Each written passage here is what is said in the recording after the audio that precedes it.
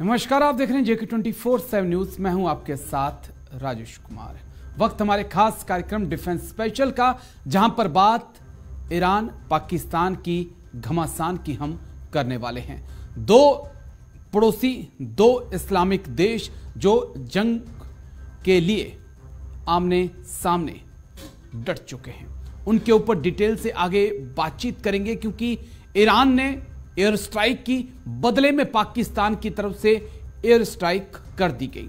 लेकिन अब जो खबरें पाक ईरान सीमा से आ रही हैं वो चिंता पैदा करने वाली हैं, क्योंकि दोनों की तरफ से अपनी सेना को हाई अलर्ट पर रखा गया है। तो क्या वाकई में ईरान और पाकिस्तान के बीच घमासान हो सकता है, और इस जंग के पीछे क्या वाकई में आतंकी संगठन है, या फिर कोई है तीसरा जो 7 समुंदर पार बैठकर दोनों को उलझाना चाहता है? कोई है जो पाकिस्तान के जरिए ईरान को साधने की कोशिश में है? इस डिटेल्स को आगे बिल्कुल डिकोड करने की कोशिश करेंगे इस मुद्दे को हम एक्सपर्ट्स के साथ। लेकिन साथ ही साथ एक और बड़ा अहम सवाल जिस पे आज बात होगी कि कैसे दुनिया की 3 सुपर पावर्स यानी कि अमेरिका, रूस और चीन तमाम युद्धों के पीछे गुपचुप तरीके से खड़ी हैं। तो क्या एक नया युद्ध जो है इनकी वजह से ईरान पाकिस्तान में शुरू हो सकता है? आगे सवाल होगा, इसका जवाब भी तलाशने की कोशिश की जाएगी। ताइवान को लेकर भी हमारे पास अहम खबर है, क्योंकि जिस प्रकार से ताइवान में चीन विरोधी पार्टी की जीत हुई वो जिनपिंग पचा नहीं पा रहे हैं। लेकिन अब जिनपिंग क्या ताइवान में करने वाले हैं वो भी हम आपको एक्सपर्ट्स के जरिए समझाने की कोशिश करेंगे। लेकिन शुरुआत बड़ी खबर के साथ। ईरान पाकिस्तान के बीच बढ़ने लगा तनाव। बड़ी खबर आपको बता दें, पाकिस्तान ने दिया ईरानी हमलों का जवाब। पाकिस्तान की एयर स्ट्राइक में 7 लोगों की मौत। ईरान ने 2 दिनों में 3 देशों पर किया हमला। बड़ी खबर आपको बता दें इस वक्त की, ईरान पाकिस्तान के बीच बढ़ने लगा तनाव। पाकिस्तान ने दिया ईरानी हमलों का जवाब। पाकिस्तान की एयर स्ट्राइक में 7 लोगों की मौत। ईरान ने 2 दिनों में 3 देशों पर किया हमला।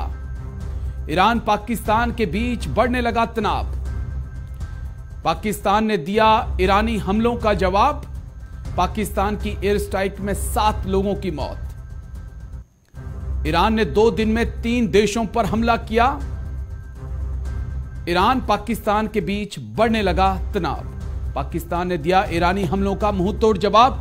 जल्दी से ग्राफिक्स प्ले कर दीजिएगा, उसके बाद एक्सपर्ट्स के पास भी हम चलेंगे। पाकिस्तान ईरान में घमासान। ईरान के बाद पाक ने की एयर स्ट्राइक। ईरान के सिस्तान बलूचिस्तान पर हमला किया गया। बलूच लिबरेशन आर्मी पर हमला पाक बोला। पाक हमले में 7 लोगों की मौत हुई है, ये ईरान की तरफ से जानकारी निकल के सामने आ चुकी है। मंगलवार को ईरान ने किया था हमला। जैश अल अदल पर जो है वो हमला किया गया था। ईरान शिया, पाक है सुन्नी देश। तो क्या ये वो एक अहम फैक्टर है? इसको आगे डिकोड करेंगे। ईरान ने पाक सीमा पर तैनात की है अब फौज। दोनों ने अपनी सेना को हाई अलर्ट पर रख दिया है। लेकिन 2 दिन 3 हमले ईरान की तरफ से किए गए हैं। ईरान की पहले मिसाइल उड़ती है, वो सीरिया में जाकर एरबिल में जो है हमला करती है। फिर एक मिसाइल जो है वो इराक के इदलिब में हमला करती है, और फिर पाकिस्तान के ऊपर जो है वो ईरान की मिसाइलें हमला करती हैं। तो ये भी समझना होगा कि क्या ईरान यहां पर पोस्टरिंग कर रहा है, क्या अपनी पावर को दिखाने की कोशिश कर रहा है अमेरिका और तमाम नेटो कंट्रीज को, या फिर कुछ और मिडिल ईस्ट में इस वक्त चल रहा है? इसको समझेंगे। लेकिन एक ग्राफिक्स हमारे पास है, पाक ने क्यों किया ईरान पे हमला, वो कुछ कारण हम समझ लेते हैं। पाक ने क्यों किया ईरान पर हमला? ईरानी हमले के बाद उठे थे सवाल, पाक सेना करती है सिर्फ पॉलिटिक्स, ये पाकिस्तान की आवाम कह रही थी। जनरल मुनीर निशाने पर थे और कहा जा रहा था कि पाक सेना देश की रक्षा नहीं कर सकती, सिर्फ वो अपने लोगों को ही मार सकती है। उसके बाद पाक में 8 फरवरी को चुनाव भी होने वाले हैं। इमरान के साथ अवाम का समर्थन है। जनरल मुनीर को अभी भी एक विलन के तौर पर पाकिस्तान की अवाम देखती है। नेक्स्ट, इमरान समर्थक सेना से हैं नाराज। लोगों का सेना पर क्या इस स्ट्राइक के बाद भरोसा जागेगा और क्या होगा अगर ईरान एक पलटवार फिर करेगा? ईरान को उलझाना चाहता है अमेरिका। ये एक और अहम पॉइंट है, ये एक और अहम पॉइंट है जिस पे आगे बातचीत होगी। क्या पाकिस्तान के जरिए अमेरिका ईरान को उलझाना चाहता है, यह समझना होगा। पाक के जरिए अमेरिका का एक्शन है क्या ईरान के खिलाफ? कई सवाल हैं, क्योंकि हाल ही में अमेरिका की इन्वॉल्वमेंट पाकिस्तान के अंदर फिर से बढ़ने लगी है। हमने देखा है किस प्रकार से पाकिस्तान में अमेरिका के जो राजदूत हैं उन्होंने बलूचिस्तान का दौरा किया था। तो कई सवाल हैं जिन्हें समझने की आज कोशिश करेंगे, हर एंगल से चीजों को खंगालने की कोशिश करेंगे। दो खास मेहमान चर्चा में, कर्नल जे.एस. सोडी सर आज हमारे साथ जुड़ चुके हैं, जाने माने डिफेंस एक्सपर्ट हैं। बहुत बहुत शुक्रिया सर। जय हिंद। सबसे पहले जय Hind Rajesh ji. Thank you sir. Group captain UK Devnath, air force officer, जाने माने डिफेंस एक्सपर्ट, बहुत बहुत शुक्रिया। जय हिंद सर आपको भी। थैंक यू देवनाथ सर, दोनों का बहुत बहुत शुक्रिया आप दोनों का sir. Colonel JS. Sodhi sir, चर्चा की शुरुआत आपके साथ करूंगा। ईरान ने एयर स्ट्राइक की, बदले में पाकिस्तान ने एयर स्ट्राइक कर दी। दोनों की फौजें हाई अलर्ट पे हैं। जो प्रधानमंत्री हैं पाकिस्तान के काकर, वो भी अब देश लौट रहे हैं वर्ल्ड इकोनॉमिक फोरम की मीटिंग्स को छोड़कर। क्या यह घमासान कर्नल सोडी सर आगे बढ़ सकता है या सिर्फ एक एक एयर स्ट्राइक कर कर दोनों देश चुपचाप बैठ जाएंगे, मन मना लेंगे? सर राजेश जी, ये मेरा सौभाग्य है कि मैं आपके चैनल पे और ग्रुप कैप्टन देवनाथ सर के साथ में हूं। राजेश जी, आपके प्रश्न का जवाब देने से पहले 2 मिनट में आपके दर्शकों को ये पूरा इसका इतिहास बताना चाहूंगा ईरान और पाकिस्तान के बीच में। जब 14 अगस्त 1947 को पाकिस्तान एक नया देश बना, तो ईरान दुनिया का पहला मुल्क था जिसने पाकिस्तान को मान्यता दी जी। और 1947 से लेकर 1992 तक पाकिस्तान और ईरान के रिश्ते बहुत अच्छे रहे, बहुत अटूट रहे। लेकिन 1992 में जब अफगानिस्तान का तीसरा गृह युद्ध शुरू हुआ, जो 4 साल चला 1992 से 1996 तक, तब ईरान और पाकिस्तान के रिश्तों में खटास आने लगी, क्योंकि पाकिस्तान तालिबान को समर्थन करता था और ईरान तालिबान के खिलाफ था, क्योंकि ईरान को डर था कि अगर तालिबान ने अफगानिस्तान में सत्ता हासिल कर ली तो कल वो ईरान के अंदर सत्ता ना ले ले, क्योंकि किसी भी कट्टरवादी संगठन को दूसरे कट्टरवादी संगठन से हमेशा डर लगता है जी। और ये जो खटास थी ये और ज्यादा खट्टी हो गई 2012 में, जब पाकिस्तान में जैश-ए-अदल नामक आतंकवादी संगठन बना। जैश-ए-अदल जब 2012 में बना तो उसका जो लक्ष्य था वो था कि ईरान के सिस्तान इलाके में और पाकिस्तान के बलूचिस्तान इलाके को दोनों को आजाद करना, नया मुल्क बनाना, जिसका नाम वो रखना चाहते हैं सिस्तान बलूचिस्तान जी। तो जैश-ए-अदल पाकिस्तान का भी दुश्मन हुआ और वो ईरान का भी दुश्मन हुआ, और जैश-ए-अदल ने ईरान के सिस्तान इलाके में हमले करने शुरू किए। 2019 को जैश-ए-अदल ने IRGC के 27 सैनिकों को मारा, और उसके अगले दिन ईरान के एक मेजर जनरल मोहम्मद अली जफर ने बयान दिया कि अगर पाकिस्तान ने जैश-ए-अदल पे रोक नहीं लगाई तो ईरान कठिन कदम उठाएगा। लेकिन पाकिस्तान ने एक ना सुनी। पिछले साल दिसंबर 2023 को ईरान ने जैश-ए-अदल पे प्रतिबंध लगा दिया, बैन कर दिया। लेकिन तब भी जैश-ए-अदल की जो गतिविधियां ईरान में चलती रही, और वो इसमें कल्मिनेट हुई कि परसों ईरान ने पाकिस्तान में स्ट्राइक किया और कल पाकिस्तान ने ईरान में काउंटर स्ट्राइक किया। लेकिन ये जो एक एक स्ट्राइक हुए दोनों देशों से, ये एस्केलेट नहीं होगा, क्योंकि इसके पीछे 2 मुख्य कारण है। पहला, ईरान का कट्टर दुश्मन पाकिस्तान नहीं है। ईरान ने पाकिस्तान के 130 किलोमीटर के अंदर एक हमला करके अपने 2 कट्टर दुश्मनों को, यानी कि अमेरिका और इजराइल को, एक संकेत दे दिया कि वक्त आने पे वो हमले करने से रुकेगा नहीं जी। और दूसरा कारण ये क्यों एस्केलेट नहीं होगा, क्योंकि चीन दोनों का अच्छा दोस्त है, ईरान और पाकिस्तान का। हम सारे जानते हैं कि बलूचिस्तान में चीन का जो मेजर पोर्शन है सीपेक का वो जाता है, और चीन और ईरान के भी बहुत अच्छे रिश्ते हैं। तो किसी भी हालत में ये जो एक एक अटैक और काउंटर अटैक हुआ है, ये एस्केलेट नहीं होगा, ये रीजनल वॉर नहीं बनेगी, ये दो देशों के बीच में बायलैटरल वॉर नहीं बनेगी। ठीक है, group captain UK Devnath sir, 2 point जो मुझे समझने हैं। पहले ईरान की तरफ से एयर स्ट्राइक की, पाकिस्तान ने कहा कि हमारे 4 लोग मारे गए हैं, जिसमें 2 महिलाएं हैं, 2 बच्चियां हैं।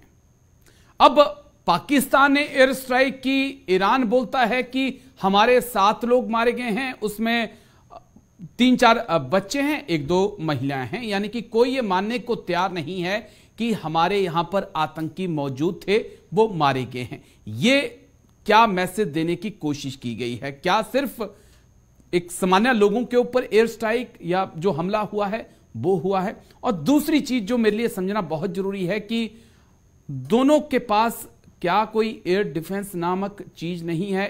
पाकिस्तान ने ईरान पर एयर स्ट्राइक की, ईरान को कुछ पता नहीं चला, और जब ईरान ने पाकिस्तान पे एयर स्ट्राइक की तो पाक की आर्मी भी सोती हुई नजर आई। देवनाथ साहब।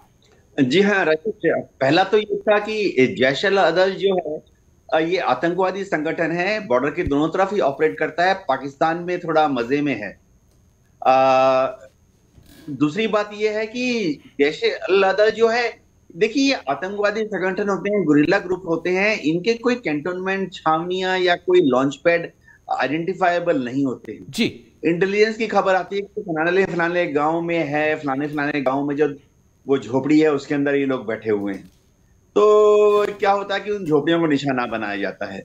तो ये जब ग्रुप जब ऑपरेट करते हैं, गुरिल्लाज, ये दूर दराज के गांव से, जंगलों से, रेगिस्तान से जब ऑपरेट करते हैं तो ये नहीं है कि ये अकेले हैं, उनका परिवार, माँ बाप, भाई बहन, पत्नी, बच्चे, ग्रैंड चिल्ड्रन सब वहीं आसपास किलबिल कर रहे होते हैं। तो जब इनको निशाना बनाया जाता है तो इनका परिवार भी ऑब्वियसली कोलैटरल डैमेज हो जाता है जी। जहां तक बात यह कि एयर डिफेंस सिस्टम दोनों देशों के, ये समझना पड़ेगा कि किसी भी देश के पास एयर डिफेंस सिस्टम जो होते हैं वो असीमित नहीं होते हैं। ओके। पाकिस्तान के पास बड़े बड़े एयर डिफेंस रेडार सिस्टम्स लगे हैं, अमेरिका की मदद से उन्होंने लगाए हैं, लेकिन वो जो है पूरब की तरफ देख रहे हैं, भारत की तरफ देख रहे हैं।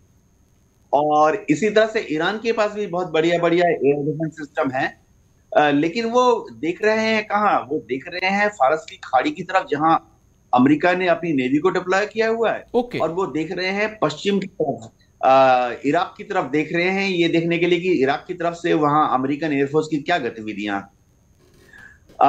ईरान ने अपनी कोई रेडार या मिसाइल ऐसा नहीं लगाया हुआ जो कि पाकिस्तान की तरफ देख रहा हो, और इस तरह से पाकिस्तान ने भी अपना कोई रेडार या मिसाइल ऐसा नहीं लगाया हुआ जो कि पश्चिम की तरफ, ईरान की तरफ देख रहा हो। ठीक। एक और चीज मैं बताता हूं, देखिए कोई भी रेडार सिस्टम होता है या कोई भी मशीन होती है, वो हमेशा 24 घंटे, हफ्ते में 7 दिन, महीने में 30 दिन और साल में 365 दिन नहीं ऑन रहती है जी। कोई भी रेडार होता है या मिसाइल सिस्टम होता है, जैसे इंडियन एयरफोर्स या इंडियन आर्मी का भी है, जब उसको मैन्युफैक्चर किया जाता है तो उसके मैन्युफैक्चरर बोल देता है, साहब इसकी जो उम्र है 10 साल है और 10,000 घंटे आप इसको ऑपरेट कर सकते हो। तो एक जैसे रेडार का एंटेना है, उसके जो एसोसिएटेड इक्विपमेंट है, मैकेनिकल या इलेक्ट्रॉनिक, तो सबको पता होता है कि वो 10,000 घंटे चलेगा और 10 साल आपको चलाना है। ठीक है। तो 1000 घंटे चलता है, अगर हर साल 1000 घंटे चलता है तो दिन में 3 घंटे चलता है जी। तो 24 घंटे कोई भी रेडार सिस्टम नहीं ऑपरेट करता, दिन में 3-4 घंटे ऑपरेट करता है, जो कि लोकल कमांडर अपनी टैक्टिकल असेसमेंट के हिसाब से ऑन करता है, ऑफ करता है। ठीक जी। चलिए मैं आता हूं आपके पास। कर्नल सोडी सर, जो चीज एक और समझना बहुत जरूरी है, क्या ऐसा नहीं लगता है कि ईरान जो है वो कोशिश कर रहा था लगातार हमास, हिजबुल्ला, हुती के बहाने कि अमेरिका को एक नए मोर्चे पे उलझाया जाए? क्यों ना ये मान के चला जाए कि अमेरिका भी इस कोशिश में है कि पाकिस्तान के जरिए ईरान को ही क्यों ना उलझा दिया जाए? जिस प्रकार से FATF से तमाम आतंकी संगठनों की मौजूदगी के बाद पाकिस्तान का बाहर आना, अमेरिका के राजदूत का बलूचिस्तान का दौरा करना, क्या ये इंडिकेट नहीं कर रहा है सर? राजेश जी, कल के दिन यूनाइटेड किंगडम के डिफेंस सेक्रेटरी ग्रांट शैप्स ने एक बयान दिया कि अगले 5 साल में दुनिया में कई और युद्ध शुरू होंगे और इन सारे युद्धों के पीछे सिर्फ दुनिया के 4 देश होंगे, रूस, चीन, ईरान और नॉर्थ कोरिया। और इस बयान की पुष्टि स्वीडन ने की, एस्टोनिया ने की और जर्मनी ने भी की है। यानी कि ये जो आने वाला समय है इसमें और युद्ध होंगे। तो जहां तक ईरान हो, जहां तक चीन हो, रूस हो, इनके जो लक्ष्य हैं वो बहुत बड़े हैं। ये ईरान का, जैसे मैंने पहले बताया, ईरान के लिए पाकिस्तान दुश्मन नहीं है जी, बल्कि ईरान और पाकिस्तान दोनों कॉमन दुश्मन से लड़ रहे हैं, जिसका नाम है जैश-ए-अदल, जो कि ईरान और पाकिस्तान के कुछ प्रांतों को आजाद करके नया मुल्क बनाना चाहता है। ईरान कभी भी ना पाकिस्तान के साथ उलझेगा पूरे तौर से, ना पाकिस्तान ईरान के साथ उलझेगा, क्योंकि ईरान का लक्ष्य है तो उसके कट्टर दुश्मन है अमेरिका और इजराइल। ठीक, और इजराइल को वो बर्बाद करने की ईरान ने कसम खा रखी है। तभी जो अभी आपने कहा कि ईरान पूरी तरह से 3 ह को समर्थन दे रहा है। 3 ह है हमस, हिजबुल्लाह और हूती। जहां तक चीन है, चीन पूरी तरह से पाकिस्तान और ईरान को समर्थन करता है, क्योंकि चीन का लक्ष्य अलग है जी। और चीन भी नहीं चाहेगा कि ईरान पाकिस्तान आपस में उलझे। तो ये सारी जो ये हुई है, ये आपस को उलझाने में नहीं हुई है, ये आपस में एक द्विपक्षीय लड़ाई के नजरिए से नहीं हुई है जी। ये सिर्फ हुई है क्योंकि इनका दुश्मन है जैश-ए-अदल, जो कि ईरान में भी अटैक कर रहा है और पाकिस्तान में भी उसने कहर मचा के रखा।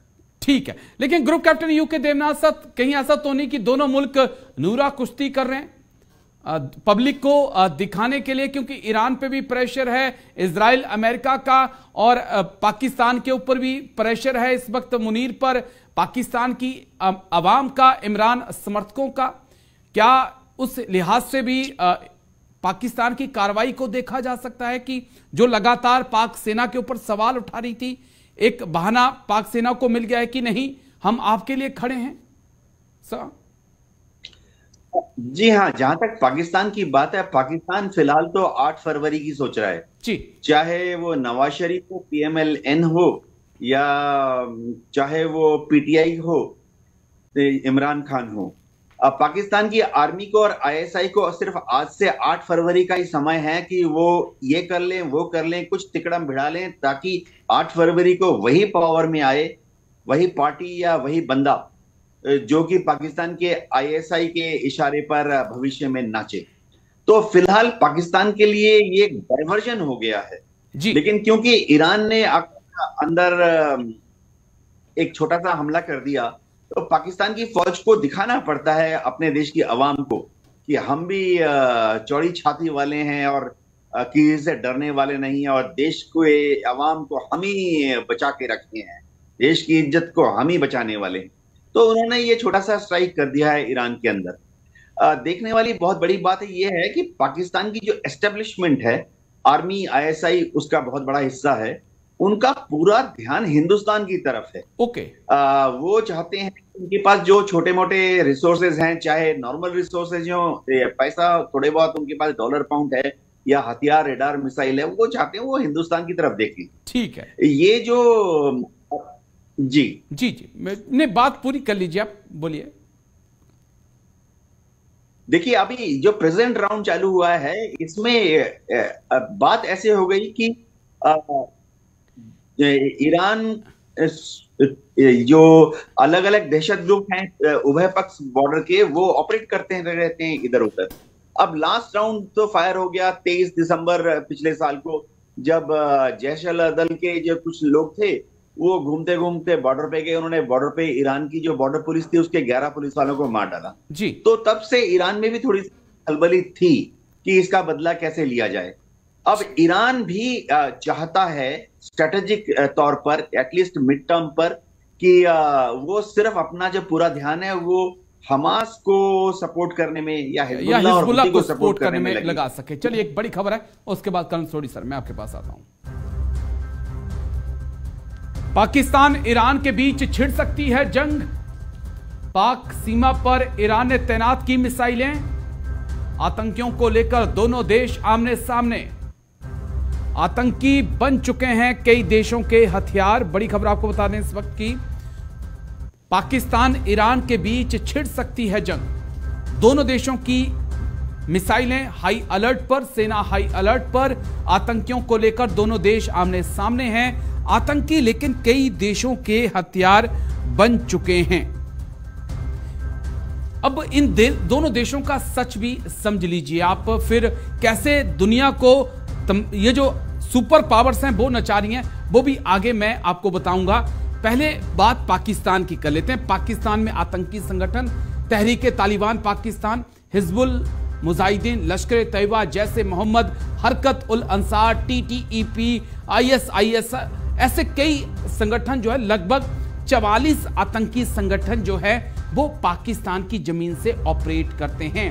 हिजबुल मुजाहिदीन, लश्कर तैयबा, जैसे मोहम्मद, हरकत उल अंसार, तहरीक तालिबान पाकिस्तान, ये वो संगठन है जो अक्सर जिनको लेकर हमारी बातचीत होती है। लेकिन आंकड़े कहते हैं कि लगभग 44 से ज्यादा आतंकी संगठन पाकिस्तान की जमीन से एक्टिव हैं पूरी दुनिया में। भाई ईरान की बात कर ले तो बलूच लिबरेशन आर्मी, हमास, हुती, हिजबुल्लाह, इस्लामिक जिहाद और इसके सिवा कई आतंकी संगठन जो है वो ईरान समर्थित है। मजे की बात क्या है कि ये भी आतंकियों को पालता है, ये भी आतंकियों को पालता है, और दोनों ही देश आतंकियों को लेकर आपस में टकरा रहे हैं। यानी कि दोनों आतंकी और दोनों ही एक दूसरे पे आरोप लगा रहे हैं कि देखिए ये आतंकी है, ये आतंकी है। लेकिन मजा कौन ले रहा है वो मैं आपको ग्राफिक्स के जरिए बताता हूं। असली खेल जो है कौन खेल रहा है, ये एक चेहरा और इसमें मैं लगाना भूल गया। जो बाइडेन के साथ पुतिन के साथ अगर बीच में जिनपिंग को लगा दिया जाता तो शायद खेल आपके समझ में आ जाता। सुपर पावर खेल रहे हैं गंदा खेल। इजराइल हमास जंग, हमास के साथ ईरान, पाक, रूस और चीन खड़े हैं। नो डाउट इसमें ईरान, पाक, रूस और चीन का समर्थन हमास को है। नॉर्थ कोरिया भी उनके साथ है। इजराइल के साथ अमेरिका, ब्रिटेन और नेटो देश जो हैं वो खड़े हैं और पिछले 100 दिन से ये जंग चल रही है। रूस यूक्रेन जंग देख लीजिए। अमेरिका ने यूक्रेन को बनाया मोहरा रूस के खिलाफ, और फिर उसके साथ कई नाटो के देश आगे। भाई रूस ने यूक्रेन के खिलाफ वैगनर आर्मी और चेचन्या आर्मी, एक तौर पे मिलिटेंट टाइप के ग्रुप, उनका इस्तेमाल किया। भाई ईरान पाकिस्तान दोनों देशों के आतंकी कर रहे हमला, और दोनों ही देश आतंकियों का समर्थन करते हैं। तो इस पर बातचीत हम करेंगे, लेकिन पहले एक छोटा सा ब्रेक ले लेते हैं, उसके बाद इसी मुद्दे पर चर्चा। आमने सामने हैं, जंग की कगार पर पहुंच चुके हैं, और दुनिया की 3 सुपर पावर जो हैं वो हर जंग के पीछे कैसे ना कैसे खड़ी हैं। इसको समझना होगा कि किस प्रकार से यूरोप में बैठे देश जो हैं वो एशिया को अशांत करना चाहते हैं। लेकिन सीधा कर्नल सोडी सर के पास से चलूंगा एक अहम सवाल के साथ। कर्नल सोडी सर, मैंने बात पाकिस्तान की 44 से ज्यादा आतंकी संगठन वहां पर मौजूद हैं। वो अफगानिस्तान के लिए परेशानी, हिंदुस्तान के लिए परेशानी, वो ईरान के लिए भी परेशानी। भाई ईरान भी कई ऐसे आतंकी संगठनों को समर्थन दे रहा है जो इस वक्त इजराइल से लेकर पूरे नाटो देशों के लिए रेड सी में परेशानी का सबब बने हुए हैं। 2 आतंकी देश आपस में टकरा रहे, किस प्रकार से देखें, किसका पलड़ा भारी, कौन पीछे कौन आगे? सर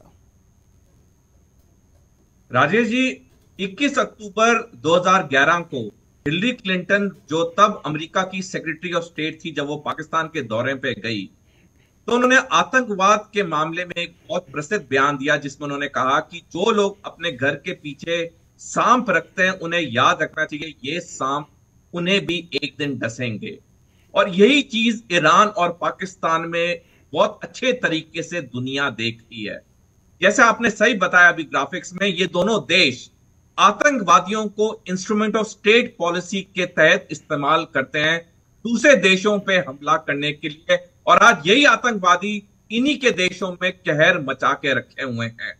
जब 2012 में जैश ए अदल बना, तब तक बलोच लिबरेशन आर्मी का जो लक्ष्य था वो सिर्फ था पाकिस्तान के बलूचिस्तान को आजाद कराना, और ईरान BLA को पूरी तरह से समर्थन कर रहा था। लेकिन 2012 में जब जैश ए अदल बना तो उसने बयान दिया कि वो ईरान के सिस्तान इलाके को और पाकिस्तान के बलूचिस्तान इलाके, दोनों इलाकों को आजाद करके एक नया मुल्क बनाना चाहता है। और तब ईरान को एहसास हुआ कि जो वो शाम को पनाह दे रहा था बलूच लिबरेशन आर्मी को, वो वही लोग आज ईरान के खिलाफ जंग के लिए खड़े हो गए हैं। तो ये दुनिया का असूल है, जो दूसरों के लिए गलत चीजें सोचता है, गलत बीज बोता है, वही खामियाजा उसको जिंदगी में बरतना पड़ता है। भारत की सभ्यता, संस्कृति, संस्कार में यह बहुत अच्छी तरह बताया जाता है कि कर्मा जब काटता है तो बहुत बुरी तरह से काटता है। और यही चीज आज पाकिस्तान और ईरान के साथ हो रही है, जो कि आतंकवादियों का पूरी तरह से समर्थन करते आए हैं। ठीक है, group captain UK Devnath sir, लेकिन हम इजराइल हमास जंग को देख लें, हम रूस यूक्रेन जंग को देख लें, हम ईरान और पाकिस्तान के बीच जो इस वक्त तनाव है उसको देख लें, कहीं ना कहीं बिग पावर्स पीछे खड़े नजर आ रहे हैं। तो क्या ये जो तीन देश हैं, जैसा कर्नल सोडी सर ने भी कहा, ये अपने इशारों के ऊपर जो है दुनिया को नचा रहे हैं और इन्हीं तीनों की वजह से आने वाले वक्त में घमासान और होगा? जी हाँ, आने वाले वक्त में जहां तक ईरान और पाकिस्तान की बात है, ये देखना पड़ेगा, जो कि आजकल में ही प्रूव हो जाएगा कि ये लड़ाई क्या इससे आगे बढ़ती है। देखिए, हमने भी जब बालाकोट के अंदर घुसकर, जब पीओके हमारा ही हिस्सा है, जब हमने वहां पर स्ट्राइक की थी, तो हमारे मिराज 2000 को अगले दिन सुबह जब हुई तो पाकिस्तान की एयरफोर्स ने चैलेंज किया था। और अगले दिन सुबह पाकिस्तान की एयरफोर्स ने दो चीजें की। एक तो उन्होंने भी एक छुटपुट हमला इंडियन आर्मी के जो फॉरवर्ड ट्रूप्स थे और हमारे आर्मी के जो लॉजिस्टिक्स एरियाज होते हैं उस पर उन्होंने छोटा मोटा हमला करने की कोशिश की। और हवा में भी अगले दिन सुबह दोनों एयरफोर्स के बीच skirmish हुआ जी, जिसमें हमने उनका F-15 गिराया, उन्होंने भी हमारा एक MiG-21 गिरा दिया था। तो अब देखने वाली सबसे बड़ी बात है कि आज या कल सुबह क्या अगर पाकिस्तान अपनी फौज को आगे बढ़ाता है या एयरफोर्स को ईरान की तरफ बढ़ाता है, तो क्या ईरान की एयरफोर्स उसको चैलेंज करती है? दूसरी बात, अगर ईरान की तरफ से कोई हमला होता है तो क्या पाकिस्तान की फौज और पाकिस्तान की एयरफोर्स ईरान की एयरफोर्स या ईरान की आर्मी पर हमला करती है? अगर ऐसा होता है तो नेक्स्ट फेज ऑफ एस्केलेशन है। लेकिन सुनने में ये आ रहा है कि पाकिस्तान के ऊपर बहुत, ईरान के ऊपर भी बहुत दबाव आ रहा है चीन से, क्योंकि जो है वो पाकिस्तान का स्ट्रेटेजिक पार्टनर है और चीन ईरान का दोस्त है। चीन का मतलब फिलहाल सिर्फ इतना ही है कि ईरान को छोड़ दो ताकि ईरान जो है वो हमास, हिजबुल्लाह और हुती की तरफ देखे।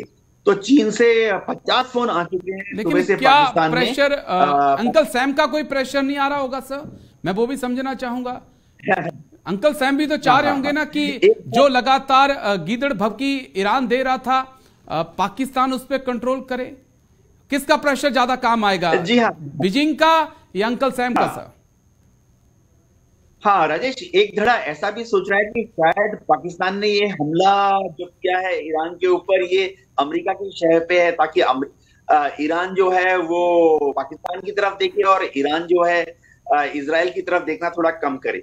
लेकिन ऐसा शायद होगा नहीं, क्योंकि अमेरिका को ये जो प्रेजेंट राउंड ऑफ एस्केलेशन है चालू हुआ था 23 दिसंबर को पिछले साल ही जी, और इसमें पहला जो राउंड चला था वो ईरान ने ही पाकिस्तान में घुस के मारा था। तो अब तक पाकिस्तान की जो फौज है, मैं आपको बता दूं, उनका पूरा ध्यान हिंदुस्तान की तरफ था। पाकिस्तान के पास छोटी सी नेवी है, उनके पास बहुत छोटी सी एक एयरफोर्स है। पाकिस्तान की आर्मी भी हमारी आर्मी के मुकाबले बहुत कमजोर है। वो जो कुछ उनमें दमखम है वो हमारी तरफ सूरत की तरफ देखना चाहते हैं, इंडिया की तरफ देखना चाहते हैं जी। और ये जो खलबली हुआ है ईरान के बॉर्डर पे, ये कल सुबह तक ठंडी हो जाएगी। जी राजेश, ठीक है सर, मैं आता हूं आपके पास। कर्नल सोडी सर, एक चीज और समझना यहां पे बहुत जरूरी हो जाता है कि अब वो वक्त नहीं रहा कि आप आमने सामने जंग लड़िए। प्रॉक्सी वॉर का वक्त मुझे ज्यादा लगता है। जिस प्रकार से ईरान ने हमास के जरिए इजराइल को उलझा के रखा है, अमेरिका ने यूक्रेन के जरिए रूस को उलझा के रखा है, अब वो वक्त है। और ये कितना बड़ा चैलेंज है सर कि आमने सामने सेना नहीं टकरा रही है, लेकिन किसी को मोहरा बनाकर जो है बड़े से बड़े देश और छोटे से छोटे देश को उलझाया जा रहा है सर। राजेश जी, आपकी बात से मैं कुछ हद तक सहमत हूं कि कुछ देश हैं जो कि इस वक्त प्रॉक्सी वॉर लड़ रहे हैं जी। लेकिन अगर हम एक बड़ा गेम देखें तो बड़ा गेम कन्वेंशनल वॉर ही है। ये वर्तमान समय नहीं है बड़ी लड़ाइयों का, लेकिन आने वाले समय में बड़ी लड़ाइयां निश्चित है। और इसकी मैं दो बातों से अपने स्टेटमेंट को मैं सही साबित करूंगा। पहली चीज, जैसे मैंने पहले बताया, कल ही यूनाइटेड किंगडम के डिफेंस सेक्रेटरी ग्रांट शैप्स ने बयान दिया है कि अगले 5 साल में दुनिया में और युद्ध होंगे, बहुत बड़े युद्ध होंगे, जिसमें रूस, चीन, ईरान और नॉर्थ कोरिया एक अहम भूमिका निभाएंगे। और दूसरी चीज, 8 जुलाई 2013 को विन वीपू, जो कि चीनी सरकार का अखबार और हांगकांग से प्रकाशित होता है, उसमें लेख छपा था जिसका शीर्षक था 6 जंग जो चीन अगले 50 साल में लड़ेगा। और ये 6 की 6 जंग एशिया और इंडो पैसिफिक में है। तो इस वक्त ये जो प्रॉक्सी वॉर लड़ी जा रही है, ये एक लो इंटेंसिटी वॉर लड़ी जा रही है, क्योंकि जो बड़ा लक्ष्य है, बड़ा लक्ष्य कुछ सालों बाद आएगा, क्योंकि तब तक चीन की पूरी डेवलपमेंट सैनिक तौर पे, आर्थिक तौर पे, न्यूक्लियर तौर पे, स्पेस तौर पे पूरी हो चुकी होगी। और दूसरा, रूस ने यूक्रेन में और कहर मचा दिया होगा। कल ही जर्मनी की एक इंटेलिजेंस रिपोर्ट लीक हुई है जिसमें यह लिखा गया है कि इसी साल रूस एक बहुत बड़ा हमला करेगा यूक्रेन में बेलारूस से। और इसकी पुष्टि एस्टोनिया ने भी की है, स्वीडन ने भी की है। यानी कि अगले कुछ महीनों तक तो यह प्रॉक्सी वॉर चलेगी, लेकिन उसके बाद कन्वेंशनल वॉर होगी और बहुत बड़े पैमानों पर होगी। ये वॉर होगी। चलिए, एक बड़ी खबर के बाद देवनाथ सर मैं आपके पास आता हूं। चीन ताइवान के बीच फिर बढ़ने लगा तनाव। ताइवान के चारों तरफ चीन का बड़ा सैन्य अभ्यास, 18 फाइटर जेट्स और कई युद्धपोत ले रहे हिस्सा। ताइवान के चुनावी नतीजों ने चीन को चौंकाया। बड़ी खबर आपको बता दें, चीन ताइवान के बीच फिर बढ़ने लगा तनाव।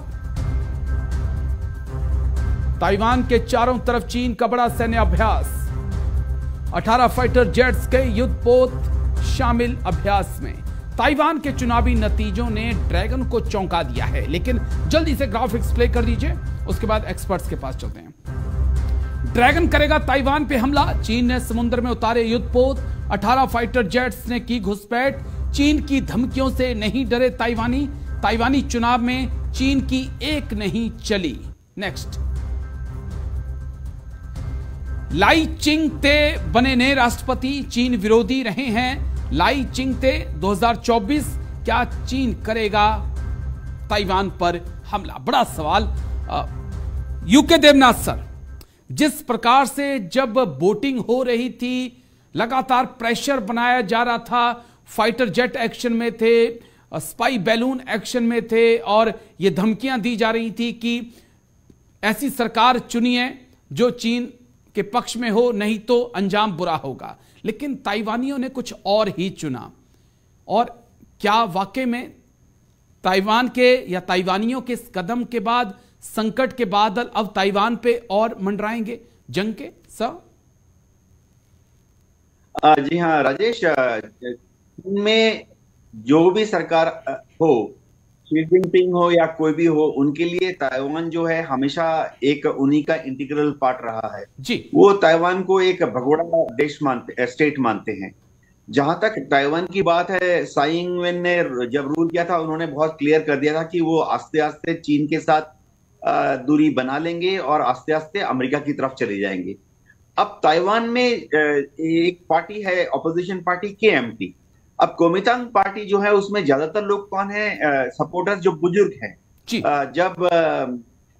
जब ताइवान बना था 1947, 48, 49 में, उस वक्त KMT के जो लोग हैं, बुजुर्ग हैं, अब वो जैसे जैसे उनकी उम्र बढ़ रही है, 60, 70, 80, और उनकी जो पहुंच है कम हो रही है। एक चीज जो हो गई, जो कि KMT के कैंडिडेट के अगेंस्ट चली गई, वो ये हो गया कि चीन के इन धमकियों से कुछ फेंस सिटर जो थे वो भी राष्ट्रवादी बन गए, और पहले न्यूट्रल थे कुछ वोटर्स, लेकिन चीन की धमकियों से उन्होंने कहा, अच्छा चीन हमें धमका रहा है तो हम जो भी पार्टी ज्यादा चीन के विरोध में खड़ी होती है हम उसको वोट दे देंगे। तो कुछ वोटर्स का माइग्रेशन जो कि या तो न्यूट्रल थे या KMT के सपोर्ट बेस में थे, वो भी आ गए, उन्होंने एंटी चीन टाइप ऑफ वोट दे दिया जी। जहां तक चीन की बात है, चीन फौजी तैयारियां कर रहा है ताइवान पर कब्जा करने के लिए। अमेरिका को मालूम है कि ये शायद हो जाएगा एक दिन, कि चीन की नेवी, एयरफोर्स और चीनी फौजें जो है ताइवान को घेर लेंगी। तो इसीलिए अमेरिका ने करीबन 1500 प्रतिबंधों का एक लिस्ट बनाकर चीन को थमा दिया है। अमेरिका ने चीन को 1500 चीजों की लिस्ट थमा दी है, फोल्डर, कि अगर आपने ताइवान पर फौजी हमला किया तो हम क्या करने वाले हैं। जिसमें सबसे बड़ी बात है कि अमेरिका ने ये कह दिया है कि लाल सागर, स्ट्रेट ऑफ हॉर्मुज यानी पर्शियन गल्फ में और स्ट्रेट ऑफ मलक्का में सारे चीनी जहाजों को छीन लेंगे जी। इससे चीन छकपका गया है। चीन को मालूम है कि वो ताइवान पर हमला कर सकता है, लेकिन चीन को यह मालूम है कि लाल सागर में, सुएज कैनाल में या पर्शियन गल्फ में या स्ट्रेट ऑफ मलक्का में वो अमेरिका की नेवी का मुकाबला नहीं कर सकता। दूसरी चीज, चीन ने अमेरिका ने चीन को यह भी समझा दिया है कि अगर उसने गलती से ताइवान पर हमला किया तो अमेरिका में जो चीन के जितने एसेट्स हैं सबको फ्रीज कर देगा, उनको न्यूट्रलाइज करके अमेरिका में विलय कर लेगा। इस वक्त चीन के trillions and trillions dollar private investment जो है वो अमेरिका में लगे हुए हैं। और अमेरिका ने बोल दिया कि जैसे ही चीन ने ताइवान को घेरा, 1 घंटे के अंदर ये सारे चीन के जो इन्वेस्टमेंट है वो अमेरिका छीन लेगा और न्यूट्रलाइज कर देगा, खा जाएगा। तो चीन जो है वो ताइवान पर हमला कर सकता है, लेकिन ये जो 1500 कदम की एक डोजियर अमेरिका ने चीन को दे दी है, चीन को समझ नहीं आ रहा कि वो 1500 कदम का जवाब कैसे देगा। चलिए मैं आता हूं सर आपके पास। कर्नल सोडी सर, जो चीज मुझे भी समझनी है, बहुत इंटरेस्टिंग सवाल ये भी हो जाता है कि क्या वाकई में चीन ताइवान की तरफ जा सकता है उस वक्त जिस वक्त रूस यूक्रेन में फंसा हुआ है, निकल नहीं पाया है, और ताइवान की तैयारियां मुझे लगता है यूक्रेन से ज्यादा हैं, और सीधे तौर पर यहां पर अमेरिका भी मौजूद है, जापान भी मौजूद है और फिलीपींस भी वहां पर तैयार बैठा है। किस लिहाज से देखें सर? और ऊपर से एक चीज और भी है कि जो हाल ही में खुलासा हुआ है ताइवान की, माफ करिए, चीन की मिलिट्री में, पीएलए में जो भ्रष्टाचार है, वो भी तो एक बड़ा मसला है। कैसे लड़ेंगे जिनपिंग सर?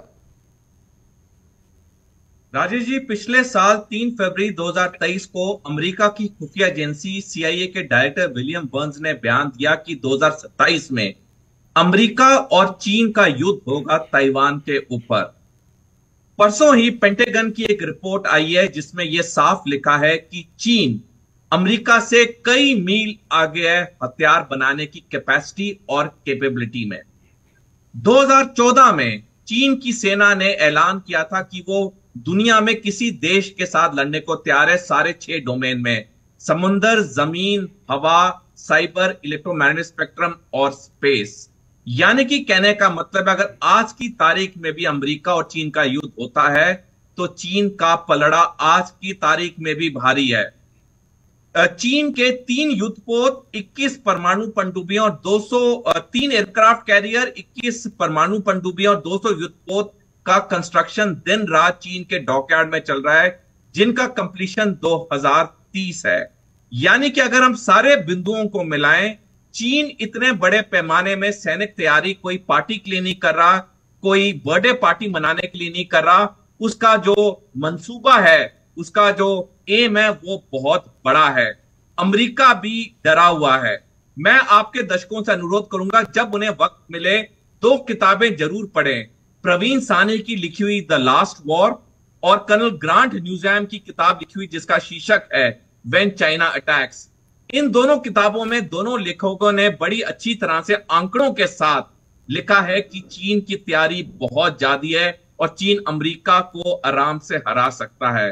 तो आज की तारीख में चीन का पलड़ा भारी है, जो सिर्फ चीन वक्त का वेट कर रहा है क्योंकि उसके युद्धपोत, एयरक्राफ्ट कैरियर पूरी तरह से तैयार हो जाएं, उसके बाद वो ये हमला करेगा। लेकिन चीन ताइवान पे हमला करेगा क्योंकि ताइवान चीन के लिए प्रायोरिटी नंबर 1 है और भारत का अरुणाचल प्रदेश चीन के लिए प्रायोरिटी नंबर 2 है। यानी कि भारत को भी तैयार रहने की जरूरत है। लेकिन बहुत बहुत शुक्रिया आप दोनों खास मेहमानों का। Colonel J S Sodhi sir बहुत बहुत शुक्रिया। Group captain UK Devnath sir आपका भी बहुत बहुत शुक्रिया मेरे साथ खास चर्चा में हिस्सा लेने के लिए, तमाम पहलुओं को इतनी बारीकी से समझाने के लिए। डिफेंस स्पेशल में आज इतना ही, कल फिर होगी मुलाकात।